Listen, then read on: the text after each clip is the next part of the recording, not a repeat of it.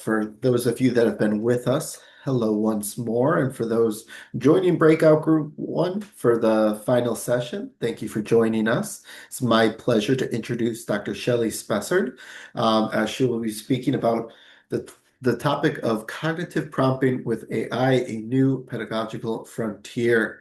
Dr. Spessard is an adjunct professor here at Westcliff University and founder of EduAdvocate. With over 19 years of experience across pre-K through higher education, she specializes in ethical AI integration, instructional design, and systems change. She's the author as well of the AI Playbook, 33 winning plays for teachers. Can't wait to hear more on that. So, Dr. Spessard, thank you for joining us, and the floor is yours. Thank you so much for that wonderful introduction. It is so awesome to be here this evening and so pleased to have the opportunity to share a little bit about some of my passion projects and upcoming research this evening with you all.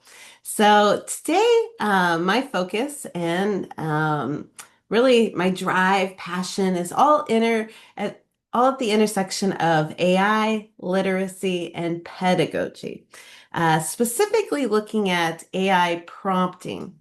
I am really interested in learning more about how AI prompting, when done purposefully, can enhance teaching and learning. My research really reframes prompting not as a shortcut, not as a threat, but really as a new pedagogical frontier, one that helps us think more intentionally about how we teach, how we design learning, and how we engage students in this deeper cognitive work that we're striving to do. So that is what we are here to explore this evening with you. And I really look forward to your input and engagement this evening. So I'd like to start by asking you in the chat to put one word that describes how you feel about AI in education right now. Oh, excited. Me too. Joyful. Thank you. Brainstorming. Absolutely. The Wild West. I love it. Innovative, helpful, exciting, complimentary, challenging. Wow, these are such great words. Relaxing. Wow, I love it. I love it. And we can see just by our small group here today, there are so many feelings and perceptions we have about AI in education. And I'll share with you that I go through multiple feelings in one day. There's times when I am deeply afraid and worried, right? There's other times where I'm just absolutely in awe and so thankful that AI can help give me a different perspective. So I'm right there with you. And just really excited to know that I'm not alone. There are so many different viewpoints, and it's great to see that I'm in good company here tonight. So before we dive into the how, and I just kind of want to talk for a second about the why the work is needed. So you often hear, word on the street is that educators are resistant to AI. And I'm here to say that is definitely not a fair analysis based on the research and opportunities I've had in the past year and a half to work with educators, both from the compulsory education side and the higher education side. So my experience has really shown me that educators are not resisting AI. They are just unprepared. They need structures, not just tools. Let me know if that resonates with you. Those of you that here have the opportunity to educate others or even our students, right? So it's not about this resistance so much as the how do I use it? How do I use effectively? How do I use it ethically? How do I use it to enhance my intellect, right? Not to do the work for me. So, looking at a little bit of research here, according to Martin Sharma 2023 study, about 68% of our faculty report, not ours at Westcliff, but at the study that this was conducted at, report uncertainty around how to use AI ethically and effectively in teaching. And we see in Zwacky Richter's et al. 2019 study that approximately 71% of AI models currently in education are what we would call tool-centric. Okay, so this means that they really prioritize the automation over learning principles. And finally, this great study by Alam, Hossein, and Kim, done in 2024, um, kind of some of their insights were that when AI is aligned with sound pedagogy, it can triple institutional effectiveness. So, really, we're not talking about adding AI to teaching, we're talking about restructuring how we teach. How do we use AI to scaffold things like planning, differentiation, reflection? That is really the promise of cognitive prompting. It's not about replacing educators, it's actually about extending their expertise. So, exactly what do I mean by cognitive prompting? It's really more than asking AI to simply generate content. It's about using prompts to guide thinking. So we shift the question from what can AI produce to the question, how can AI help enhance a learner's cognitive development?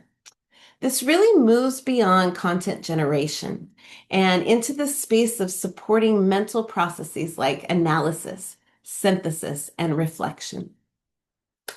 It also offers this notion of metacognitive support, where we are really aiming to shape and help our learners think about their own thinking. And through well-designed prompts, educators can scaffold their instruction to meet specific cognitive goals, whether it's critical thinking, maybe it's creativity, or problem solving.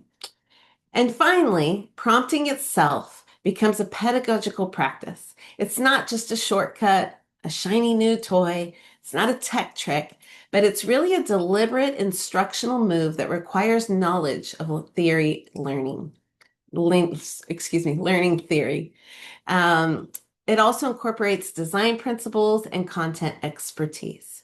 So, in other words, AI prompting, when done well, is the new teaching, I would argue. So, with that foundation, I have the privilege of getting to be part of a group that is going to conduct some research around cognitive prompting. And I have really centered my work around four research goals that I wanted to share with you. So, first, I'm really aiming to capture how faculty in higher education currently understand and frame AI. So, not just the technology component but as it relates to teaching and learning. Second, my goal is to introduce prompting as a pedagogy or a PAP model. And I want to gather faculty's responses to evaluate its alignment with learning goals and its comprehensiveness, um, with the ultimate goal of really determining the pedagogical usefulness. So the third is the model is really intentionally designed as a living framework. So you'll get to take a look at it in just a second here. But the document, I really have this vision of that it is continually being shifted and changed based on input that is given from faculty that are in the field working with students.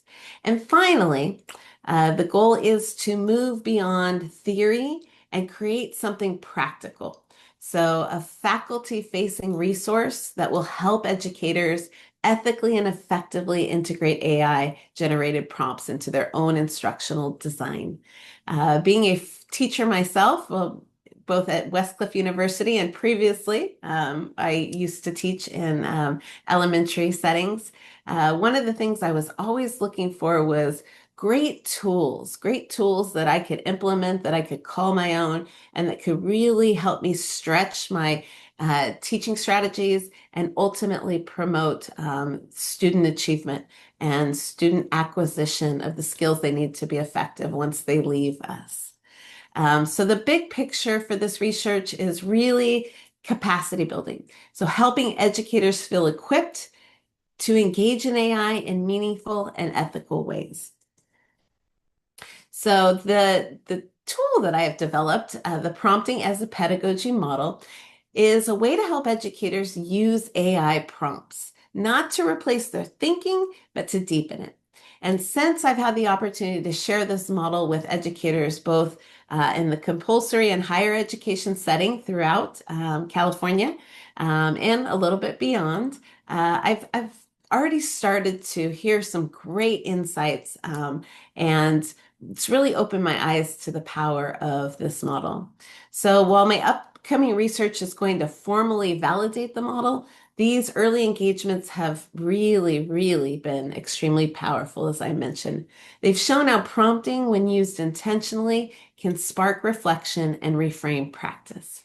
So, one of the most impactful insights that I've come across so far, I had a teacher. I was out, and part of my work, I am a consultant, so I have the opportunity to work with school districts in California on their implementation of AI. And so, in that journey, one of the teachers had shared with me that this slowed me down to think more deeply about what I'm actually trying to accomplish with my students. And that was so powerful for me. Being an educator, you are on the go, and there is not a lot of time to prepare, especially working in our compulsory education setting. So, this really gave me a lot of hope and insight to continue the research. And really, that is the heart of the work. Prompting isn't about getting better AI responses, it's about thinking more intentionally. It's about our goals, our methods, and how we design learning for our students and with our students in mind. So I'm seeing three kind of themes start to emerge that I wanted to share with you. One is really just that pedagogical intrigue. Faculty are curious about prompting as a disciplinary act, not just a tech trick. They're seeing it as an intellectual design challenge, if you will. I'm also seeing this reflective practice, this notion of crafting prompts becomes a form of metacognition. And it's leading faculty to ask deeper questions like, what am I really trying to assess with my students? What am I really trying to teach? And then the final theme that's starting to kind of unveil itself is this planning revolution, right? Prompts are shifting how educators think about planning and assessment toward more differentiated, flexible, and nuanced approaches. So one of the biggest mind shift is that we are seeing that prompting is being seen as an additional language for your tool belt. When often, we think of digital literacy as access or navigation, but today, fluency in AI interaction means knowing how to ask effective questions, how to refine outputs, how to think critically about AI and what it provides. So, in that sense, prompting really isn't a shortcut, it's a thinking tool. And it's also becoming a core digital competency, I would argue. So the ability to engage meaningfully really defines how our students will learn and their outcomes. So this is the model, and it is definitely in its infancy stages. The hope through this research that I'm conducting is to fine tune it based on faculty and student experiences. Um, so how do we turn prompting into structured pedagogy strategy? This slide shows you the prompting as a pedagogy model, which was designed to help educators align AI both with Bloom's taxonomy and Webb's depth of knowledge levels. Its goal is to reposition prompting as a deliberate instructional act that promotes deeper cognitive processing, learner autonomy, and instructional alignment. So rather than relying on AI for quick content, this model helps educators design prompts that match the cognitive level of a learning task.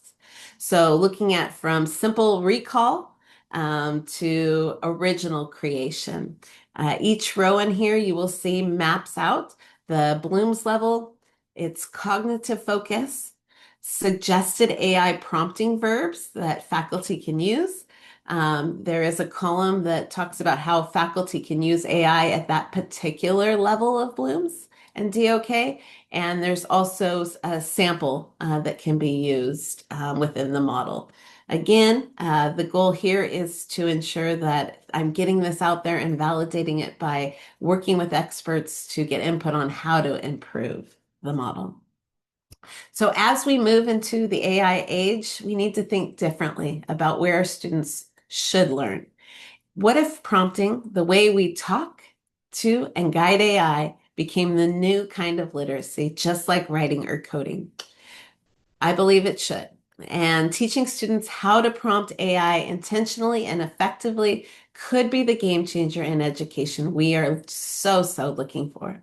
So, what I will do next is continue to improve on this model through research, create simple and practical tools for instructors, continue to share what I learn, and work with others to test and improve the model.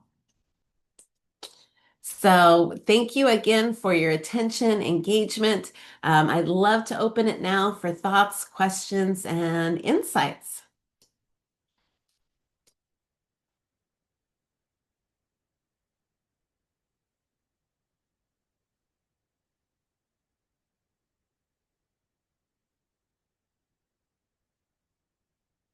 And thank you for all those applause. That's so wonderful. Thank you.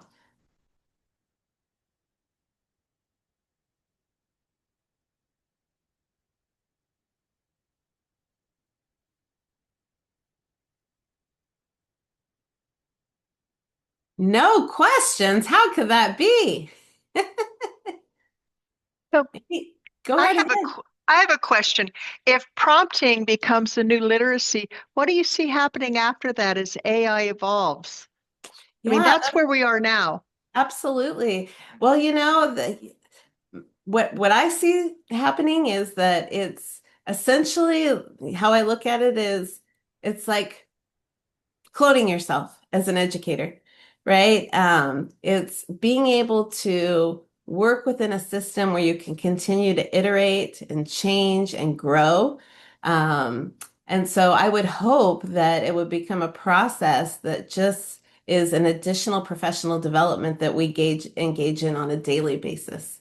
Um, and I'm starting to see, more and more, many of the educators I'm working with on the pre-K 12 side of the house, um, they're just taking it to a whole new level. Um, there's a lot of science behind the prompting that I'm still continuing to learn, like even the ways that we conduct the prompting. But I'm hopeful that it is going to extremely enhance our practices and help our work be relevant to the time and space we're teaching in. Technology is moving so fast, it's hard to keep up. And as more technology is created, more technology is out there to learn. So I'm hoping it's going to be a skill that we can use to kind of self-teach ourselves and self-educate ourselves as educators so we can be our best for our students. Thank you for that question, Professor Yeah, Crow. yeah. So we now have several more questions. And the next one being, what are the guardrails that one can put in place to help researchers? Yeah, absolutely. Well, there is a lot of great research coming out, and especially I was just kind of reviewing some of the work that APA has done to help us have those guidelines and guardrails. I believe that we still need to always err on the side of caution. There's several things you can do within the models. For example, if you don't have a RAG model that your institution is using, there's some different settings that you can make so that you're not training the whole model. It's always a great practice to ensure that you're never putting any personal identifiable information for yourself or others. So definitely there are some tips and tricks, but we do have to operate in this idea that, you never know when someone's going to get a hold of those chats. So being really careful to scrub and redact information that shouldn't be out there. Thank you. Yeah. So there's a question about introducing prompt engineering, a 101 course in every education program. I guess it's, what Oh, do you think about that? I'm game. I'm game. I didn't know what I didn't know. So what I did is I went out and started getting all of the certifications through Google, through Vanderbilt, all around AI, all around, you know, generative AI, prompting. And there's a whole world out there. So not everybody has that time. right, to go get certifications. So I think building it within our courses would be extremely helpful. And I know being here at Westcliff, it's awesome because so many of our professors are on the cutting edge. And we've got things like Socratic metric, all these great things that are showing up. But we don't know what we don't know. So we do have that professional obligation to continue to be savvy and know what's out there. But I think everyone would benefit from it being weaved into our learning outcomes. Thank you. Another question, should AI prompting be taught to students like a second language? Oh, I think absolutely, because I always say our ultimate goal is to prepare our students once they leave us to be ready for community or career. And it would be a disservice if we didn't prepare them. And AI knowledge and literacy is part of that preparation. When we're looking at industry, they're using AI. We're all using it, right? We may not know we are. But the tools that we use every day are running it on the back end. So we want to position our students to be globally competitive and marketable. So I think it's absolutely something that should be seen as a second language. So this is kind of a combination. What are your thoughts on introducing emotional intelligence as well in the prompting? And Oh, then EQ will never become part of LLM. So those are two different professors' yeah. perspectives. Oh, I've got a lot of perspective. I'm not perspective. I've got a lot of concerns. And I don't think, I mean, we're looking at AI coding animals' brainwaves into languages. I mean, anything you can get into a language, right? Um, but I just hate to think that it's going to take over that human component, right? And emotional intelligence is a skill that many struggle with, just as human beings. So to really give that in that over to a computer is pretty scary. So I don't really know the answer. I just know that I've got a lot of mixed opinions on it, and I think that AI can get out of hand. And so I think it's very important that there are good ethical regulations, and that we don't lose the human in the experience. So another question, prompt engineering might be evolving branch going forward. What do you think about that? Absolutely. I think it is the key, right? Because we can only get out of the system what we ask it to give us. And the better we are prepared to know what goes on the back end of how to prompt to get the outputs you want, the less time and energy we're going to use, if anything, right? Because using AI does take up a lot of our resources, globally, and it's continuing to. So we definitely want to keep that in mind as we're moving forward. But I definitely think it's not going anywhere. Okay, so another question, what are the best AI structures, of course, not tools, to be employed in the higher education as well as school level that can multiply efficiency of educators? Oh, well, there's a lot of institutions, right, that are doing some pretty creative things. We're seeing institutions with their own RAG models, and you're kind of at the liberty of, how much money your institution has to purchase some of these things, and also the knowledge of the individuals that are the decision makers. I would say that here at Westcliff, I have the opportunity to hop on professional developments and professional learning communities, and we've got some really savvy individuals here, but we need more structures. I'm not going to lie. We need more. We need more. But I also understand that there has to be governance, and we've got to make decisions purposefully with safety and student needs in mind. And so sometimes that process feels like it should go faster, but it needs to really be deliberate. So I'm very confident with those that are in our institution that they're getting us the tools as fast as they possibly can with the resources they have. So now, what are the best? No, given how quickly LLMs and prompting practices change, what concrete reproducibility and documentation standards should researchers and institutions adopt? Yeah, well, I think there's two sides of the house, right? There's the governance side of the house, which is the back end of your model, the privacy, the settings, the policies, the regulations. And then there's the second hemisphere is what we're using the tools to do. So definitely institutions, when they're making these big decisions, need to base it on a framework.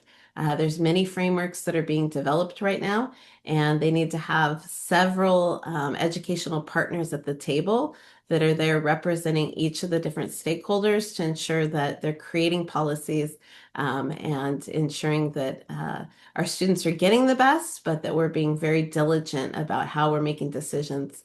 So I think it lies in that policy lane. And I would encourage, anyone that is eager to be a part of those endeavors to let someone know, because I know you can never have too many brains together, and especially when we're dealing with something that is so rapidly changing, we need to be mindful as we make those decisions.